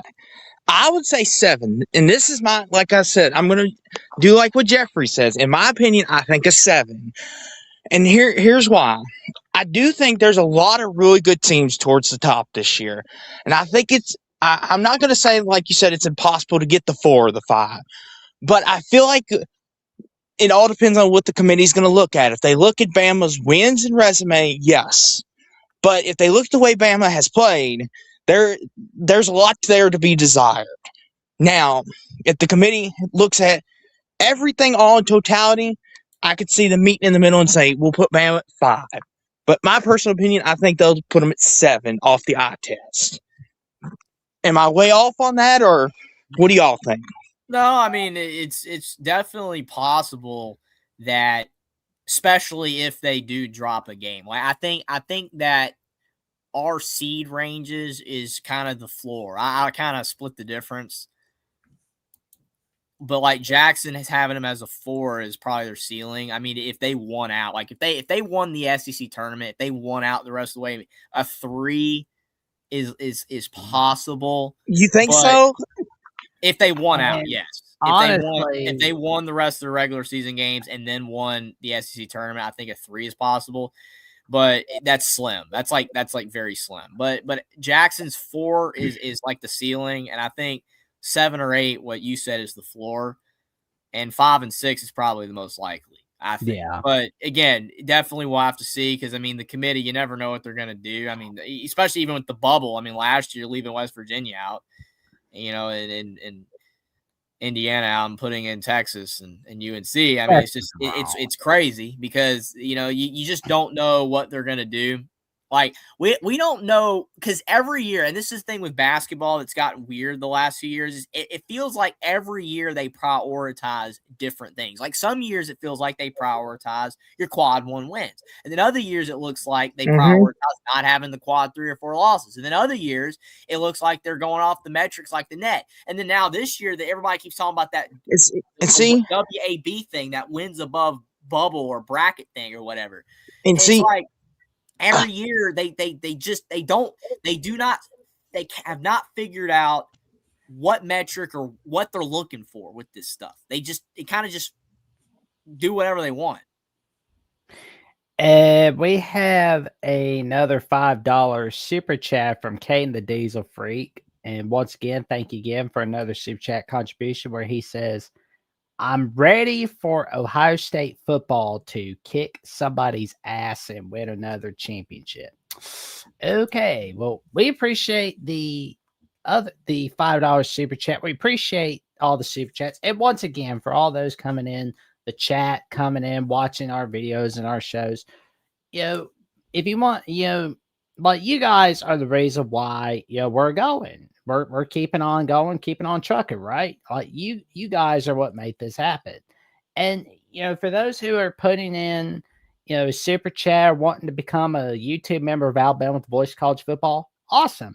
If you can't be able to put in a super chat contribution or give us super stick or any of that, no worries. That's okay. That's why you see on the ticker down below is to like, comment, subscribe, share the notification bell, share the shows, click on the notification bell, subscribe so you never miss no video or episode of Alabama with the Voice of College Football whatsoever. And also check us out on Spotify, Amazon, Apple Podcast, and iHeartRadio. What are the FanDuel odds for March Madness, like winning it all? Ooh, that's a good question, Mike. Yes, Jeffrey. Yes. There's somewhere, national champion, because I believe, because I'm looking at it right here and now. Michigan is the favorites, and we got Duke down below, Arizona, Florida, Illinois, Houston. That does not surprise me. Oof. Alabama 5,500. Okay. In the hunt, right behind Michigan State. All right, fellas. Since this is a FanDuel sponsor, how about we put $1,000 in each of us, and we'll split the winnings when Bama wins it all? How about that? Well, you see, at 8,000. Is Indiana on there? Man? I doubt it. Are they on there? Yes, there they are at 30,000. How about still have a shot, folks? They still have a shot, Indiana. How about, because I was thinking, we could just do $5 each, see where it takes us, just be like, there you go. I like Jackson. Out of curiosity, good buddy, how do they include the last 4 teams in the bubble teams as well on FanDuel? On there. Yep. I wasn't sure if they did or not. They got VCU on there, and they're not even in the field. Oh, really? Oh, yeah, they do. Check this out. We've got the Final Four odds as well. I bet Indiana's not on the Final Four odds. No, Louisville ain't either, I'm sure. Bama might be, though. They are. Indiana +8. How have they got better odds to go to the Final Four than they do to make the tournament? The Kurt Cignetti effect, Jeffrey. The Kurt Cignetti effect, man. Oh. FanDuel believes in Kurt Cignetti. Oh. Man. Oh, let's see. See, this is why we love FanDuel. Right here, ladies and gentlemen. The Kurt Cignetti effect. They call it right down the middle as they see it. They give you the right odds. They do not play no favorites. This is why we love FanDuel, and this is why FanDuel is a great sponsor for the Voice of College Football at Alabama. We love it here. There you go. And we've got odds on Miami, Ohio, seeing whether they can have an undefeated conference regular season. It's likely they will go undefeated. Something tells me they're going to slip up. I don't know. Slip up. They might, but I mean, their schedules. They'll win the MAC tournament, I believe, but I think they're going to slip up. They're what I want to see. I want to see even if it costs Indiana. Well, I don't want to say that. I want Indiana to make the field, even though they're trash. But not trash that I don't like them. Indiana fans out there, you know I like them, but you're not playing good. But on the point, I would like to see Miami, Ohio lose in the MAC tournament just to see what they do. Be like the record at that point. Just say they lose in the MAC championship game, they'll be like 34-1. Would they leave them out? Would they actually leave them out at 34-1? Jackson, time for your famous quote, good buddy. Hit it. Oh, there we go. Like we've got it all right here. We've got some magic coming your way on Alabama with the Boys College Football. Tell your friends, family, Cashier's Post about the magic we've got cooking up all right here. And also check out the magic that FanDuel is bringing all right here as the 73rd edition of the Alabama College Show is presented by FanDuel. I think Austin was looking for the yes, definitely, absolutely. Oh, no. I don't think Jackson looking for the committee. Don't never put yourself in a position where you let someone else decide your fate. That's Jackson's famous catchphrase. Yeah. It's like you gotta be careful with the hint stuff with me because sometimes the thing is that it's interesting because if Miami, Ohio goes 31-0. And then goes all the way to their MAC championship game and loses, and they're like 34-1 or 33-1 or whatever that would be, they literally would have 0 quad 1 wins. I think they might only have 1 quad 2 win. They got nothing. Like their net's not that. They don't have like their metrics. It's kind of like Tulane's and James Madison, Jeffrey. Yeah. Like at least like a St. Louis. St. Louis and Utah State have something on their resume. They've done some stuff. Not a lot, but they've done stuff. Like I think St. Louis beat Virginia Tech. Like you know what I'm saying? They have like a decent win in there. St. Mary's beat Virginia Tech. All the bubble teams have beat Virginia Tech, which is why Virginia Tech's not currently in the tournament. You know what's going to be weird, Jeffrey, a year from now? St. Mary's and Santa Clara running the show in the West Coast Conference next year. Where That's it's actually depressing, though. Yeah, I'm gonna be like looking for Gonzaga for some reason in the West Coast want that. Conference. But I want Gonzaga to stay in the WCC. But we just can't have nice things. Mm-hmm. Well, you gotta break up the band. Gonzaga St. Mary's has been that's and before that, like Gonzaga BYU. And some of like those, I love watching those games. You're stripping that away. Come on, like you've already destroyed all these other rivalries, like Pitt and Penn State. Like we need a St. Mary's and Gonzaga lobby because I'm not promising it. I'm not promising it. We got a big game on Saturday night in Morago. It's a big game on Saturday night, and it is quite possible that I might go live for that game. I'm not saying I will, but here we go. See, here's the thing real fast, Jack. Didn't Gonzaga win the WCC regular season last night? Oh yeah, they did. And we got a hello from the IT guy as he is in Thailand. And he's going to be back soon from Thailand in the month of March. He's going to be back. Yes. We love the IT guy here. We're big fans. We love the IT guy. Yep. We love the IT guy behind the scenes for the Alabama channel and the Jacksonian, just keeping things moving and working, all that stuff. It's like, there we go. This office helped me get it built. That's for sure, man. Yes. It's cool. But I will say, go for it. Anyway, Austin, you were saying. Yes.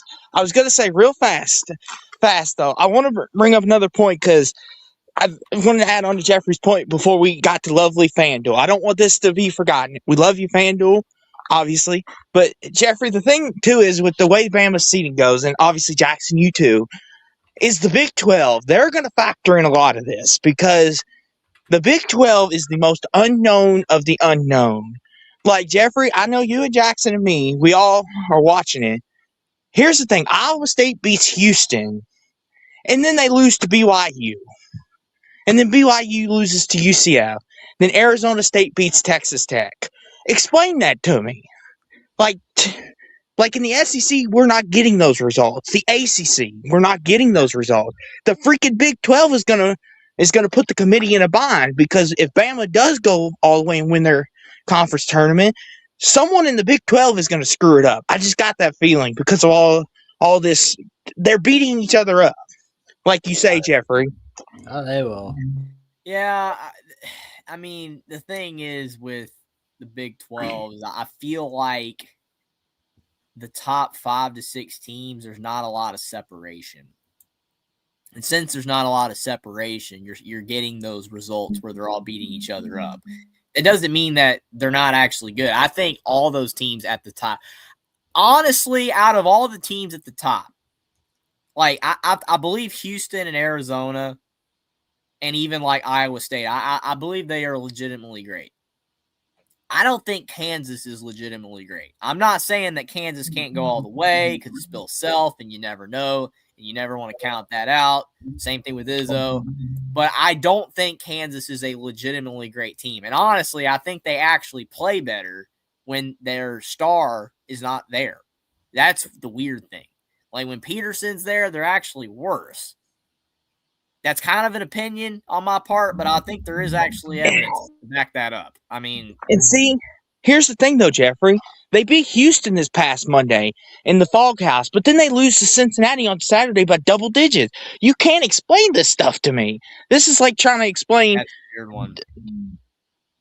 Yeah, and like you said, though, with Daryl Peterson, like there's a lot of people questioning, should he stay another year? Should he be forced to stay another year, build He's up his not gonna game? stay another year at all. Like he's gone. I get your point on that, but he's not coming back. He's gonna go now while he is still highly draftable and coveted or whatever by the NBA. Like because I mean, coming back would just knock his stock down.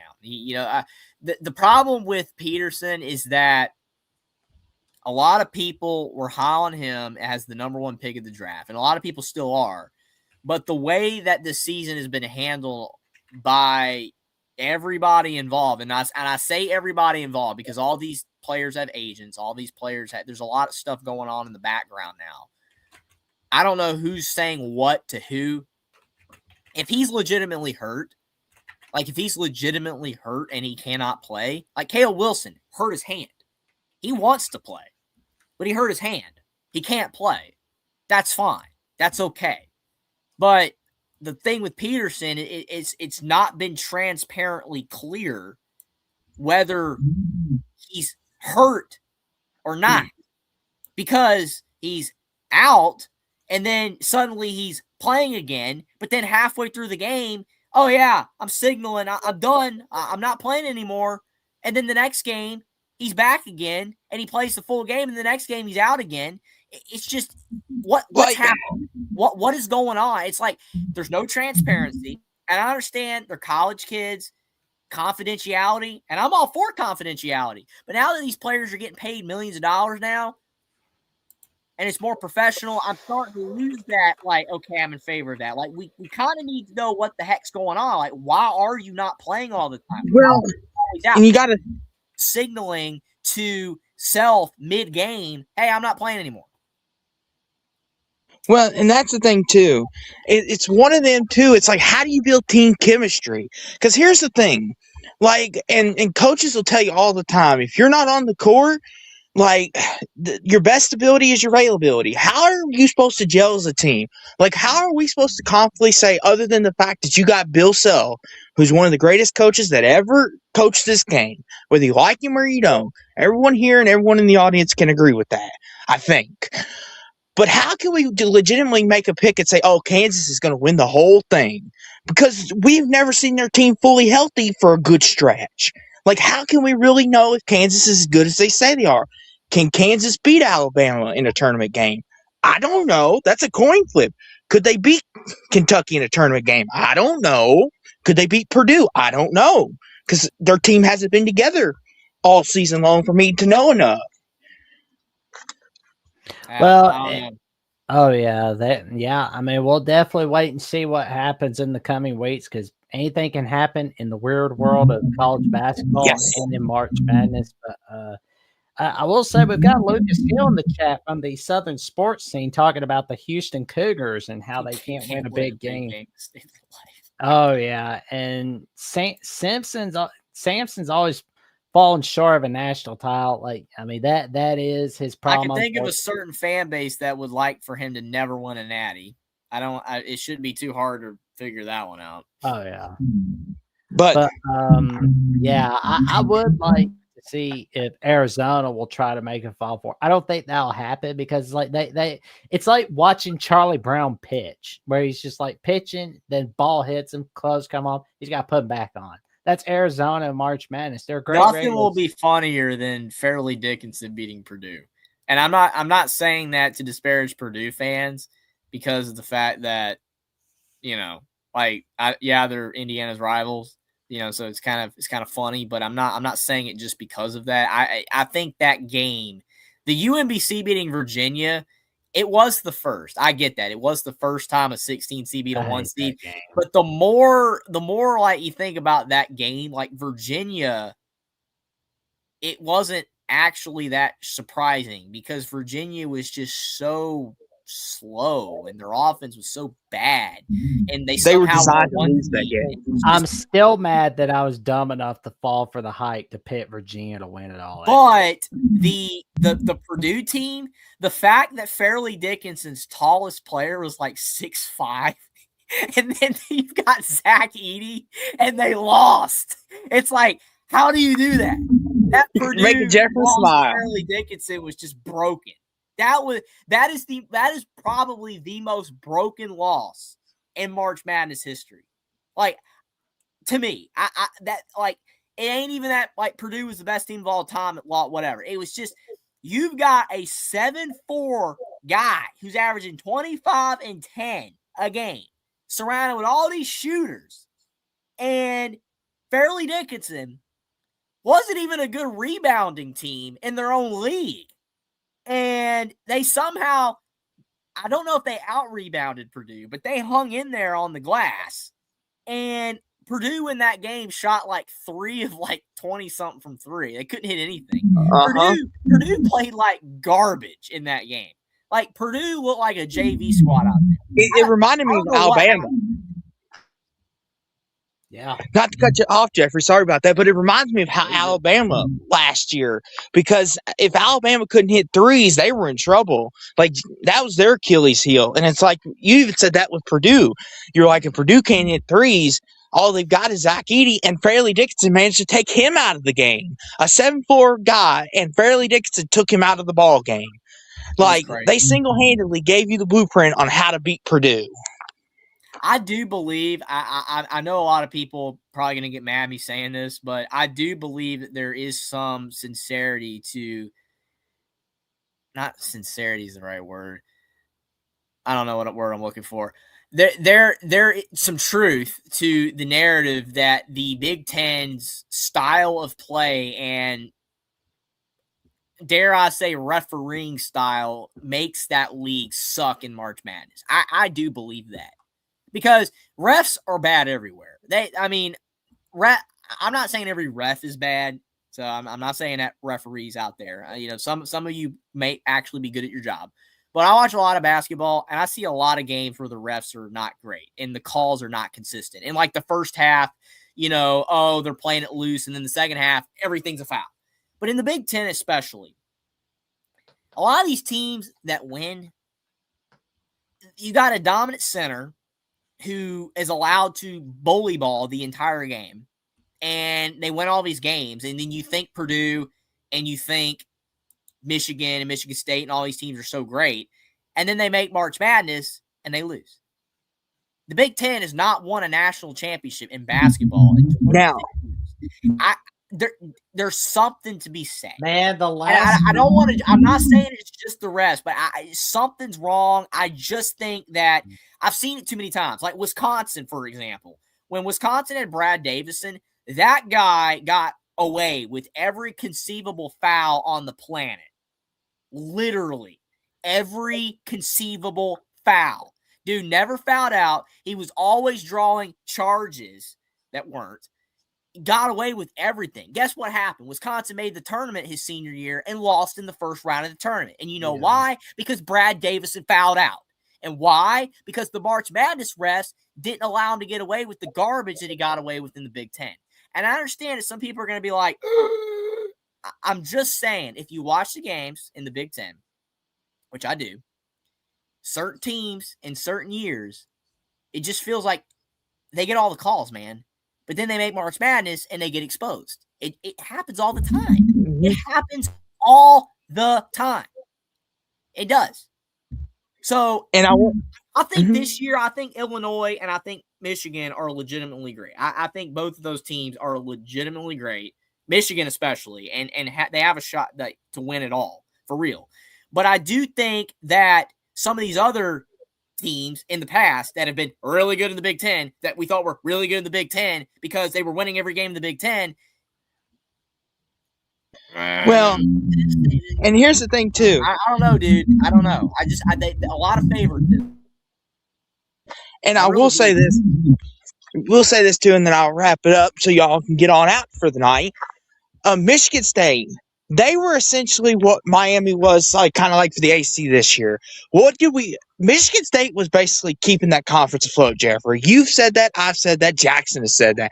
Tom Izzo was keeping that conference breathing for the longest time with his Final Four runs, everything else. Because for the longest time, Jeffrey, Indiana, love you to death, Jeffrey, they stunk. Purdue, they were so-so some years. Illinois was so-so. Michigan State was the one holding everything up, except for the year Michigan made the title game against my team that they no longer recognize. But we won't get into that now because Jackson will have to kick me off the air for that. But to your point, though, but like you said, though, Jeffrey, I get what you're saying. And for my bold prediction I wanted to give y'all, I think if Bama gets the right bracket, I think they might be an Elite Eight team this year. Well, I mean, every year Bama has Elite Eight potential just based off the fact that they can get hot for a 3 or 4 game stretch and make it all the way. I mean, I hate to say it's that cut and dry, but I mean that's kind of the way March Madness is set up anyway. I mean, it's about getting hot at the right time and going on a run. And when you're a team that is so streaky and you're hot and cold, like Indiana is bad this year, but Indiana is kind of streaky. So it's like if they made the tournament, they could win a game or two just for that fact alone. Like they had the stretch where they beat Purdue and they beat Wisconsin. And it's like, okay, like they're all right. And then they suck again. It's like they're on probably the outside looking in right now, but like, they could probably have a shot to beat Michigan State on Sunday. It's probably not going to happen, but they could beat Michigan State on Sunday. They're a weird team. It's like when you're a team that is streaky, then March Madness is almost better for you. Like, not to win it all, but like every year, Nate Oates pretty much has Bama going on a run. And that's because they're streaky. So let me ask you guys this last question. If Bama wins it all this year, would it shock you? Would both of you come on here? Would both of you be like? It would shock me because they're not an elite team. We'll go live if that happens. They're not an elite team, especially because if it wasn't top heavy this year, like if we had a year where it's like, oh, I don't know. We've had some March Madnesses, and we can recall because all of us are old enough to have seen a lot of tournaments now.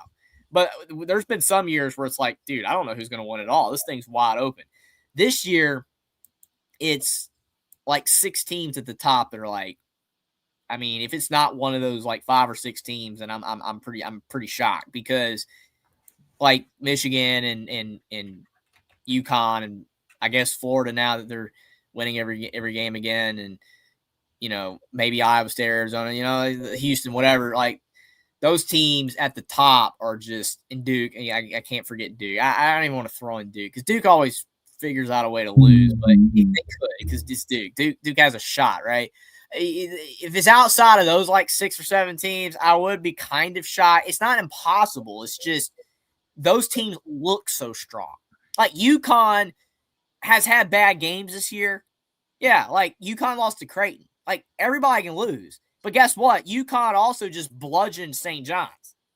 So, like, when UConn's at their best, Dan Hurley, they're a problem. I mean, they're a problem. Mm-hmm.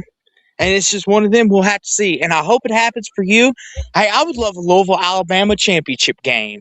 That way, one of us could be happy at the end of it. Or maybe Indiana, Alabama, the Jeffrey Bowl Part 2, but in basketball. Yeah, would be cool that to would see. be a first round game, like the 6-11 match. Oh, you gotta go live if that happens, man. Yeah. You gotta go live. Yes, the Jeffrey Bowl Part 2. I know everyone in the chat's waiting on it. They want it. Hey, you might get it in basketball if Indiana could get it together, which would be funny. Because Jeffrey would go live for that. But as always, UNC as well. You know. I went live for that, right? Jackson, didn't Bama UNC play a couple years ago? Yeah, I believe I was live for that. Yeah, you went live for Bama, North Carolina. That's right. Yeah, I did. Yeah. So yeah, you were kind of like you were in the middle, but I think you were pulling more for North Carolina. Your Carolina. Yeah, you were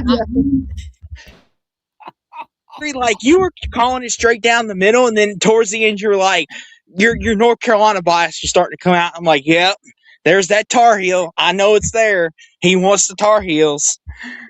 Yeah, that all in good fun though. All in good fun. There we go. Thank you guys as always for letting me on the platform. As always, Jackson, Jeffrey, you know what it is. You know, got to make that money, so don't make us. Roll Tide, roll Cards, roll Tar Heels, Jeffrey, and roll Hoosiers for Signetti. Thank you all as always, and have a good evening, and stay out of the snow if you got it. Appreciate it, Austin. Oh, man. Thank you for coming on, good buddy. And, of course, you know, we've got some magic coming your way on Alabama Voice College Football, more recruiting updates. And, you know, we're just kind of figuring out some plans for if Alabama does go to the Elite Eight again or go to Final Four. Like, I mean, like we'll keep you updated with the schedule in the coming weeks. Like, I don't think Alabama will be playing in the second round, you know, because like that's on a Thursday night 2 weeks from now. But one thing's for sure, Jeffrey and I will keep you updated all right here, and Trevion will keep you updated. We've all got some magic coming your way on Alabama with the Voice of College Football. Well, Jeffrey, what magic are you cooking up on Only Talk Sports, man? I mean, definitely got to go live again soon with Will. It's been a little bit, but trying to figure out a time to fit it in. It would be great because, you know, I always have a great time chatting with Will. Definitely, I'm sure have some March Madness content soon. We'll see what happens with that. It's always a good time doing, you know, March Madness. I want to try to go live for, you know, maybe that game on Saturday night. We'll see. Again, it's a lot of like what ifs and possibilities. I don't want to commit to it, but I want to go live. So definitely stay tuned for content mostly related to basketball right now. If there's content coming out, it probably is going to be basketball related. So definitely would appreciate it if you check my channel. I Only Talk Sports. Hit that notification bell so you won't miss a video when it comes out or a live stream. We got Stephen Cherry lobbying for the live, so I appreciate that. Hopefully I'll be able to fit that in. Also follow me on Twitter as well for updates when I go live on Alabama Voice of College Football or on my channel. But also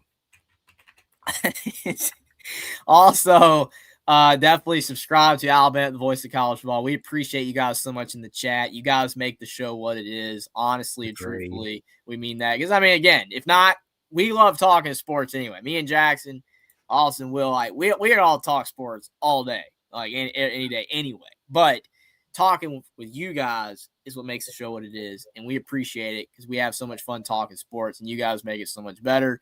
And we want fans from every team. Like we got Rough Rider from Oklahoma, Stephen Cherry of Ohio State. We got Pitt Snipe Husker in Nebraska, Michigander from Michigan, and so on and so forth. And we even got Caden the Diesel Freak, who has somehow been banned, but still a part of the fun. And we appreciate him in his super chats tonight. But we want everybody from all across college football, even though this is a Bama show, to be here, and we appreciate it so much. All the support. Thank you guys for tuning in. Thank you guys so much. And, you know, well, next time we'll go live is Monday night. And, you know, for this week, we're kind of figuring out the time, of course. But we could go live this weekend, all right here on the Alabama channel, discussing our takes on the NFL draft combine. We could, but we will definitely keep you updated all right here on Alabama, the voice of college football. But also, you can check me out on Jackson Johnson 979, where I've got some episodes of the Jackson, including my latest one with Jeff Sharon. And I can tell you right now, he is a go-to expert on Central Florida athletics, all right there. And also, you can check me out on SEC at the Voice of College Football, where Andrew Miller and I were joined by Ian Cummings. And, that was a fun show discussing the draft combine. And for more updates, what I've got going on SEC at the Voice of College Football, Alabama at the Voice of College Football, the Jackson, or once or twice a week appearances on Lockdown West Virginia, Mountaineer Paul, or once or twice a week, or once every few week calls on the Paul Feinbaum Show. Check me out, Jackson VOCFB on @/Twitter and on Instagram threads at JacksonJosh543908. And with that being said, like, comment, subscribe, click on the notification bell so you never miss no video whatsoever. And we will see y'all soon. And roll Tide. Good night, folks, and stay safe, stay warm. It's